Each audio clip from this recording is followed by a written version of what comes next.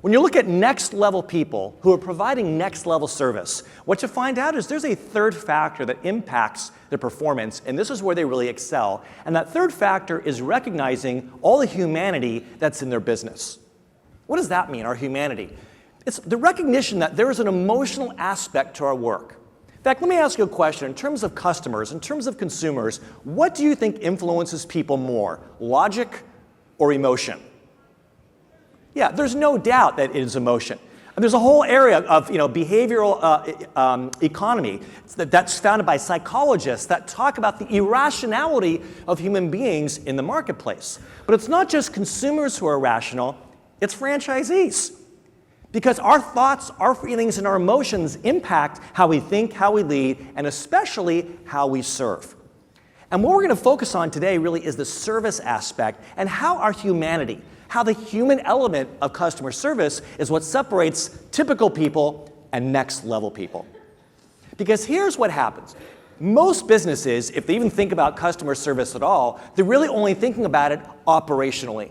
So they come up with a plan. And at Batteries Plus Bulbs, you guys are taking it to the next level, that you have some new initiatives coming, some new policies and procedures to improve the customer experience. It's already pretty good.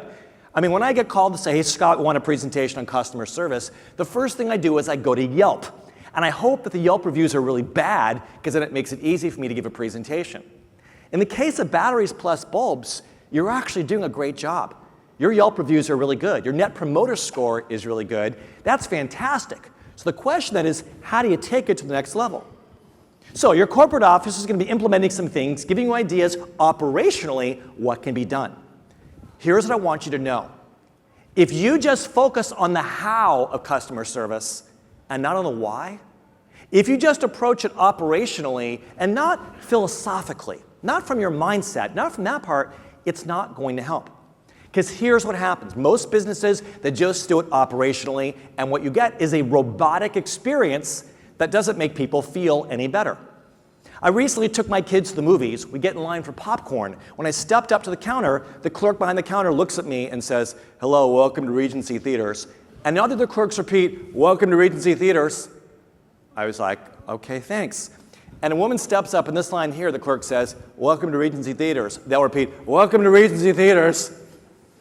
The one thing they did not convey was hospitality. Clearly, the corporate office had sent out a policy, something operational that said when a customer steps up to buy refreshments, welcome them to Regency Theaters, and everyone else should repeat that. They did exactly what the book told them to do. But they had no sense of why. The human element was missing, and therefore it was just cold and robotic, and there was no connection built whatsoever. I just felt bad for them. They had to repeat the same phrase over and over again, no different than a robot. I went to a Japanese fast food restaurant recently. I was the only person there. I walked in, and when the customer service person sees me, she says, next in line. And I step up, I place my order. 5 minutes later, I'm the only person still there. She walks out with a tray and looks me right in the eye, and she says, customer number 32. There was no sense of humanity. Now, I'm not going to complain. It wasn't bad service. It was just typical service. Honestly, at Batteries Plus Bulbs, I'm not worried about you offending people. I'm not worried about you being like Joe. I'm worried about you being like Matt, providing typical experiences that are just forgettable. There is no better marketing than a great customer experience, but the only way we have a great customer experience is if that humanity is there. Just a couple days ago, I was on the phone. I was having some technical problems with a piece of electronics. After being on hold for a long time, I get a person on the phone, and you can just tell, once again, they're going right through the script. How can I help you? I explain the problem. Oh, I'm very sorry you're having that. So what you're saying is, and then he repeats the problem right out of a script to make sure that he's on the right page. Don't worry, sir, we're going to do our very best to resolve this problem for you. But there's no empathy. There was no connection. There was no sense that he really got who I was. And you could tell it was also an overseas call, so the poor guy was missing out on the cultural nuances, the things that really connect one person to another. When the humanity is absent, all that's left is something cold and robotic, so why not go to the internet? I don't think that Amazon has killed retail. I think what's happened is retailers have been robotic. and haven't thought about the human side of what they do. They're just about transactions, that you push your product or service across the counter, they slide across your credit card, that's it, and they leave. Joe thinks that's good customer service. I say that's typical customer service, and you're missing an opportunity. Because when you can provide something that's human, that is an experience and not just a transaction, people will remember, they'll tell their friends, and they'll come back. You know, here it is, we think that everyone's rushing to the internet, right? Well, one company that has a huge internet presence is Apple. They have an enormous store. Every Apple product, watches and phones and computers, you can buy on their website. But they are building retail locations all across the world in some of the most expensive commercial areas.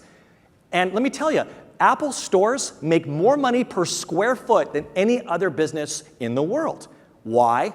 Because they have perfected the customer experience, the design, the connection you feel, that they have tons of employees who are ambassadors of the culture, and those employees do not get paid on commission.